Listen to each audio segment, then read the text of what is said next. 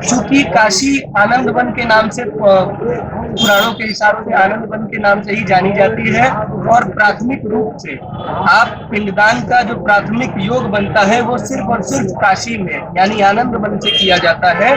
तो आनंद वन में होना ही पिंडदान ये मान लिया जाता है कि हम प्राथमिक रूप से अपने पितरों को प्रेत योनि से पितृ योनि में लेते आए हैं, और अब अपने पितरों को ले जाकर हम पितृ योनि से उनको सदगति को प्राप्त करवाएंगे गया के लिए।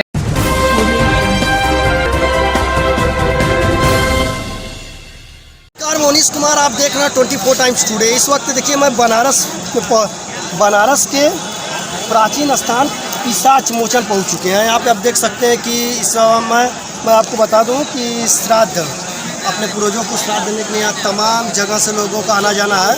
और सबसे बड़ी बात यह है कि आज के दिन मान्यता है कि 11 सितंबर से लेकर 25 सितंबर तक यहाँ पे जितने भी लोग आते हैं अपने पूर्वजों के लिए पूजा पाठ करते हैं, ताकि उनकी आत्मा जो है सीधा स्वर्ग की दरवाजे तक पहुँच सके।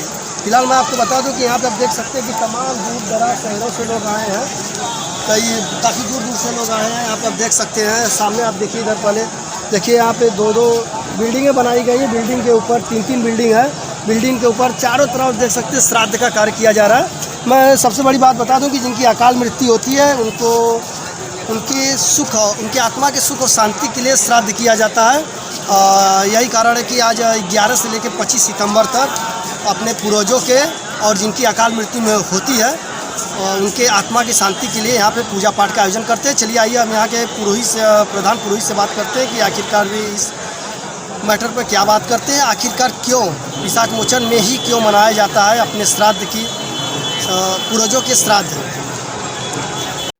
अभी देखिए मैं पिशाच मोचन पहुंच चुका हूँ। यहाँ पे गुरु जी से बात करेंगे, यहाँ के पुरोहित हैं। पहले जानने का प्रयास करेंगे पुरोहित जी के बारे में, उसके बाद मैं आपको कुछ पक्ष के बारे में पूरा डिटेल में समझाऊंगा कि आखिरकार पितृपक्ष क्यों मनाया जाता है, किस उपलब्ध में मनाया जाता है। पुरोहित जी, क्या नाम है आपका? नाम पड़ेगा पिशाच मोचन के प्रधान। और परिचय देते हुए ये बताया जाए कि यहाँ की मुख्य महंत और यहाँ के उत्तराधिकारी हैं। और पितृपक्ष के बारे में कुछ खास चीजें ये है कि पितृपक्ष पितरों के श्राद्ध व तर्पण के लिए मनाया जाता है। जैसे इसको हर त्यौहार, होली, दशहरा, दिवाली मनाया जाता है, वैसे पितरों के लिए यह एक त्यौहार है। जब अपने पितरों को और अपने आप परिवार के परिजनों को सदगति के लिए जल, तर्पण और अन्न का व्यवस्था करते हैं। साल में 15 दिन माना जाता है गुरु जी की। यहाँ पे माना जाता है कि 15 दिन स्वर्ग के दरवाजे डायरेक्ट यहाँ खुले होते हैं, और यहाँ के जो जितने भी अकाल मृत्यु होती है यहाँ पे विसर्जन के बाद उनका जो श्राद्ध होता है उसके बाद डायरेक्ट उन्हें स्वर्ग की प्राप्ति होती है, ऐसी मान्यता है। क्या सही है? दरअसल यहाँ पर भगवान विष्णु का वास माना जाता है, और 15 दिन तक यहाँ पे ये मान लिया जाता है कि भगवान विष्णु स्वयं यहाँ उतर कर धरा पर आ गए हैं, और वो स्वयं जितने भी यहाँ अतृप्त आत्माएं हैं उनको त्रिपिंडी श्राद्ध के माध्यम से या फिर पिंडदान के माध्यम से या गया श्राद्ध के माध्यम से अगर उनका विसर्जन या तर्पण करवाया जाता है तो उनको निश्चित ही सदगति प्राप्त होती है और वह वैकुंठ धाम के लिए जाते हैं। तो यह कहना एकदम सत्य है कि हाँ, यहाँ के स्वर्ग के दरवाजे 15 दिन के लिए बाबा विश्वनाथ और भगवान श्री हरि विष्णु के द्वारा खोल दिए जाते हैं। अच्छा गुरु जी बताए, त्रिपिंडी श्राद्ध ये क्या होता है? त्रिपिंडी श्राद्ध में भगवान श्री ब्रह्मदेव, विष्णु भगवान व शिव जी के लिए अलग अलग रुद्र रूप और ब्रह्म रूप और विष्णु रूप में कलश पे रखकर त्रिपिंडी का श्राद्ध करवाया जाता है। तो त्रिपिंडी श्राद्ध में पितरों को 3 रूपों में बांटा जाता है, जैसे प्रेत रूप, पितृ रूप और देव रूप। तो देव रूप माना जाता है भगवान विष्णु को, प्रेत रूप माना जाता है भगवान श्री शिव को, और पितृ रूप माना जाता है श्री ब्रह्मा जी को। तो इस आधार पे यहाँ पे पिंडदान करवाया जाता है। तो अलग अलग 3 कलशों पर रखकर तीनों को बराबर से अन्न, जल और भोजन की व्यवस्था की जाती है और पिंडदान करवाया जाता है, और इनके बाद पितरों का पिंडदान भी इसी के साथ में किया जाता है। अच्छा गुरु जी, ऐसा आप बता रहे हैं कि यहाँ पे पितृ श्राद्ध किया जाता है, लेकिन यहाँ पे बताया जाता है कि मान्यता है कि जिनकी अकाल मृत्यु होती है उनकी भी यहीं पे श्राद्ध किया जाता है। जी बिल्कुल, जब हम अपना किसी भी तरह का श्राद्ध कर्म यहाँ करते हैं तो जैसा कि हमने बताया कि भगवान श्री हरि विष्णु का स्वयं यहाँ वास मान लिया जाता है 15 दिवस के लिए, वैकुंठ का धाम खुल जाता है।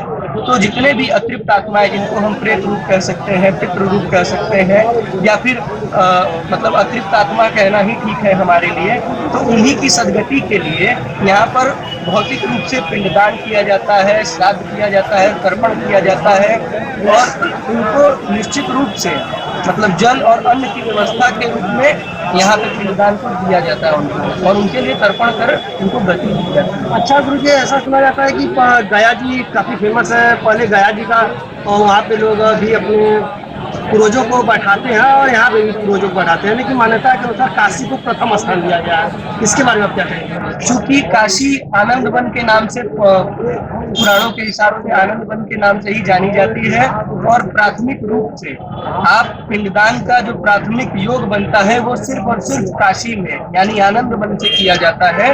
तो आनंद वन में होना ही पिंडदान ये मान लिया जाता है कि हम प्राथमिक रूप से अपने पितरों को प्रेत योनि से पितृ योनि में लेते आए हैं, और अब अपने पितरों को ले जाकर हम पितृ योनि से उनको सदगति को प्राप्त करवाएंगे गया के लिए, गया जी में। अच्छा, तो उसके बाद गुरु जी ये बताइए कि क्या आपको ऐसा आप कह सकते हैं कि यहाँ पे आने के बाद ही पितरों को शांति मिलेगी और उनको स्वर्ग के दरवाजे मिलेंगे? क्या घर से इस परंपरा को नहीं किया जा सकता है? जी बिल्कुल किया जा सकता है, घर से भी किया जा सकता है, लेकिन इसका नियम केवल यह है कि आप किसी भी नदी, तालाब या फिर किसी ऐसी जगह पे आप कराइए जहाँ जल का एक सोता बहता हो या फिर पानी हो, तो इसलिए उनके नदी तालाबों का किनारे कराया जाता है। अब चूंकि यह आनंद वन का सबसे पौराणिक कुंड है जिसे हम पिशाच मोचन के नाम से जानते हैं, और ये मेरे लिए बड़े सौभाग्य की बात है कि मैं यहाँ का प्रधान तीर्थ पुरोहित हूँ। मुझे ये बताते हुए बड़ी खुशी और बड़ी हर्ष की उल्लास होती है कि यहाँ पे पिंडदान करने से निश्चित ही प्रेतों को गति मिलती है, और पिंडदान के लिए जो प्राथमिक रूप से पिंडदान का योग बना है पुराणों से ही, वो श्री काशी में सिर्फ पिशाच मोचन धाम को ही माना गया है। उसके बाद आप कहीं भी जा सकते हैं। अच्छा गुरु जी, बताइए कि यहाँ पे क्या हिंदुस्तान के कोने कोने से भी मान्यता है कि लोग यहाँ आते हैं और अपने पूर्वजों के श्राद्ध करते हैं ताकि उन्हें सदगति प्राप्त हो सके, उनको स्वर्ग की प्राप्ति हो सके, ऐसा मान्यता है। तो क्या देश के कोने कोने से आते हैं? कितने लोग आते होंगे यहाँ पे? फिलहाल 11 सितंबर से लेकर 25 सितंबर तक की मान्यता है, तो आपको बता सकते हैं कि कितने लोग इस दौरान आते होंगे? हमारे यहाँ जैसा कि आपने सही सुना है कि पूरे देश के लोग आते हैं, और पूरे देश के लोग यहाँ पे पिंडदान और तर्पण करने आते हैं। तो पिंडदान करने के लिए रोज ही प्रति दिवस यहाँ पे लाखों की संख्या में भीड़ लगती है। तो आप ये कह सकते हैं कि कई लाख की संख्या में 15 दिवस में यहाँ पे लोग पिंडदान और तर्पण करने आते हैं। अच्छा, एक मान लीजिए अगर अपने पूर्वज का श्राद्ध करना हो तो कितना खर्च आता होगा कि लोग अगर बाहर से आए तो यहाँ कर ले? मिनिमम खर्च, ज्यादा खर्च, क्योंकि हर जगह कभी कहीं के पैसे ज्यादा लग जाता है। देखिए, हम खर्च की बात तो नहीं कह सकते कुछ भी, क्योंकि ब्राह्मणों की एक नीति है, श्रद्धा के ऊपर खर्च माना जाता है, बहुत खर्च नहीं लगता है किसी भी उसमें, ठीक है। और श्रद्धा आपके अंदर है तो आप कुछ भी दे सकते हैं, श्रद्धा नहीं है तो आपको 5 करोड़ आपसे मांग लिया जाए, उसका कोई मान्यता नहीं रह जाता है। केवल आपकी मान्यता यह है कि आपकी श्रद्धा में जो भाव से है वही। मेरा अंतिम सवाल यही रहेगा गुरु जी आपसे कि ये बताइए कि ऐसा साइंस का दौर है, साइंस के दौर में आज भी धर्म हावी है। अगर हिंदू धर्म की बात किया जाए तो आज मंदिर में जा रहा है और यहाँ पे श्राद्ध कर रहे हैं, हिंदू धर्म की परंपरा है। मुसलमान मस्जिद की ओर है और क्रिश्चियन जो है कि अपना झुकाव चर्च की तरफ रखे हैं। आज भी धर्म जो है कि साइंस के ऊपर भारी है, इसके बारे में कुछ कहना चाहेंगे? देखिए, साइंस की उत्पत्ति के बारे में हम यही कहना चाहेंगे कि धर्म से बड़ा कुछ नहीं है मेरे हिसाब से। तो मुझे लगता है कि विज्ञान की उत्पत्ति भी धर्म से ही हुई है, क्योंकि हमारे पुराणों में ही कई व्याख्यान ऐसे हैं जिनको हम कह सकते हैं कि हमारा साइंस के आगे फेल है। ये मानना पड़ेगा, ये आपको मानना चाहिए कि धर्म का ही सिखाया हुआ सब कुछ है हमें।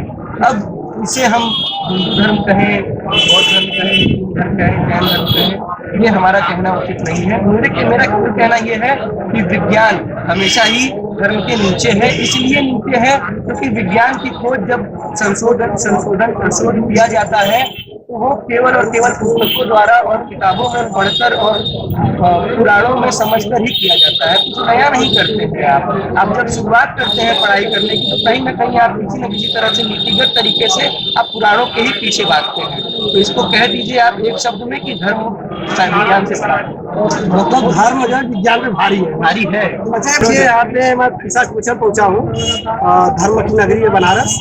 अभी फिलहाल यहाँ के प्रधान तीर्थ पुरोहित से बात हुआ है, तो उन्होंने बताया है कि यहाँ के जितने भी हिंदुस्तान के कोने कोने की जगह है, यहाँ से लोग वहाँ से लोगों का यहाँ आना जाना। और खासतौर से मैं आपको बता दूं कि यहाँ पे लोग इसलिए आते हैं ताकि किसी की अकाल मृत्यु हो जाए और उसके बाद अगर उनकी पूर्वज की मृत्यु हो जाए तो यहाँ से उनकी आत्मा को शांति मिलती है। नमस्कार, धन्यवाद।